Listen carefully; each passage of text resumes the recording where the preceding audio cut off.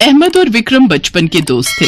विक्रम की शादी को 3 साल हो चुके थे और 2 साल का बेटा था, जबकि अहमद की शादी अभी पिछले साल नवंबर में ही हुई थी। उसकी पत्नी शबाना 6 महीने की गर्भवती थी। अहमद और विक्रम एक साथ ही एक स्कूल में पढ़े और कॉलेज भी एक साथ ही किया। बहू के घर से उसकी बहन लाई थी, ये गुड्डू के लिए लेते जाना। ठीक है चाची जान, मैं लेता आऊंगा। अच्छा, इस बार 15 अगस्त पर क्या तैयारी है? मेरे घर आओगे या हम सब यहाँ आ जाएं? अरे इस बार तुम सब आना, क्योंकि तुम तो जानते ही हो शबाना को ज्यादा चलना फिरना डॉक्टर ने मना किया हुआ है, तो घर पर वो अकेली रहेगी। अगर हम आए तो इस बार हम ही तैयारी कर लेंगे। क्यों अम्मी? हाँ हाँ बेटा, बिल्कुल ठीक कह रहे हो। तुम चिंता मत करो, खाने पीने की तैयारी सब हो जाएगी। बाकी तुम दोनों मिलकर देख लो जो भी करना है।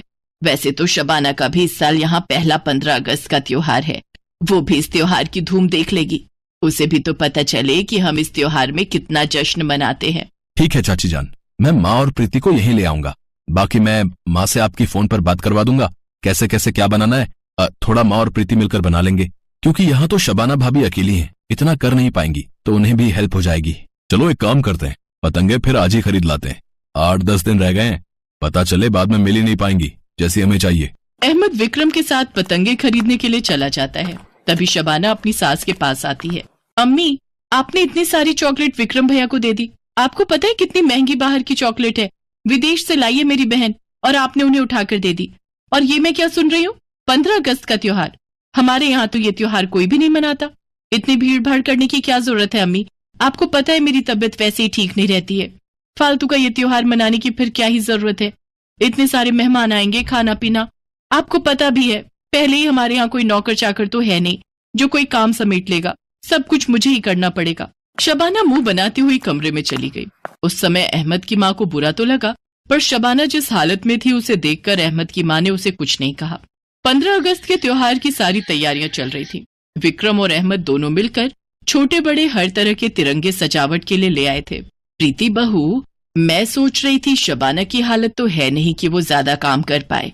क्यों ना हम दिन भर के खाने के लिए मठरी, लड्डू, मटर, कचौड़ी, दाल कचौड़ी पहले ही बना ले। अब बाकी उस दिन के लिए छोले भटूरे और दही भल्ले वगैरह भी बना लेंगे।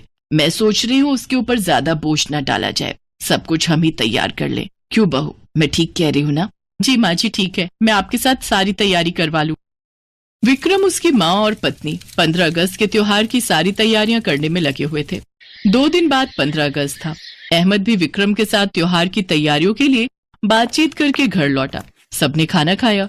तकरीबन रात के 12:30 बजे से अचानक शबाना की तबीयत खराब होने लगी। उसके पेट में दर्द था। शबाना की सास और पति घबरा गए, क्योंकि अभी तो 7वां महीना लगा ही नहीं था। अम्मी, डॉक्टर तो शहर से बाहर गई हुई है, अब क्या करें?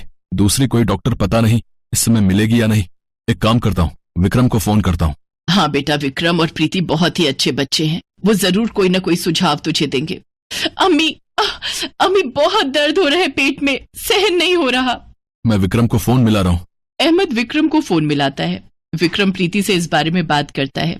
प्रीति का बेटा गुड्डू जिस हॉस्पिटल में हुआ था, प्रीति वहाँ की लेडी डॉक्टर को अच्छे से जानती थी, वो सारी बात कर लेती है। विक्रम प्रीति के साथ गाड़ी लेकर अहमद के घर पहुँचता है और वो सब शबाना को लेकर लेडी डॉक्टर के पास पहुँचते हैं। डॉक्टर शीतल, शबाना मेरी छोटी बहन की तरह है, प्लीज इसे देखिए, ये बहुत घबराई हुई है। चिंता मत करो प्रीति, मैंने अच्छे से चेक कर लिया है, टेंशन की कोई बात नहीं है। शबाना को गैस का दर्द है, कोई घबराने की बात नहीं है, बच्चा बिल्कुल सेफ है। शबाना, कहीं ऐसा तो नहीं कि तुमने अपने नाश्ते, लंच और डिनर में बहुत ज्यादा गैप कर लिया हो और जितनी खुराक खानी है उससे कम खाई हो?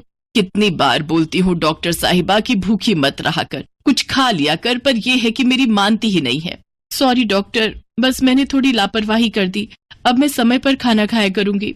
शबाना, अगर तुम्हारा कुछ भी खाने का मन करे ना तो तुम मुझे फोन कर लिया करो, मैं तुम्हारे लिए तुम्हारी मनपसंद की कोई ना कोई चीज बनाकर जरूर भेज दिया करूंगी, पर भूखी मत रहा करो। प्रीति, उसके सास और विक्रम का स्वभाव देखकर शबाना सचमुच बहुत शर्मिंदा थी। आज अहमद के दोस्त विक्रम के परिवार वालों के कारण ही शबाना सही समय पर एक लेडी डॉक्टर से चेकअप करवा पाई, क्योंकि दोस्त वही है जो दुख तकलीफ में काम आए। और विक्रम और अहमद ऐसे ही दोस्त हैं जो सुख के साथ साथ दुख को भी आपस में बांट लेते हैं, जिससे दुख का एहसास कम हो जाता है। कुछ देर बाद शबाना घर पहुंच जाती है।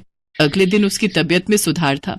15 अगस्त का दिन आ जाता है, पर यह क्या, त्योहार की तैयारियों में सबसे ज्यादा योगदान शबाना ही दे रही थी। सब लोग मिलकर खाते पीते हैं और पतंग उड़ाते हैं। शबाना भी विक्रम के परिवार के साथ घुल मिल जाती है। अपनी बहू को सबके साथ हंसते खेलते देख अहमद की माँ बहुत खुश थी। सब मिलकर धूमधाम से 15 अगस्त का त्योहार मनाते हैं और एक दूसरे के साथ आजादी के दिवस की खुशियां बांटते हैं।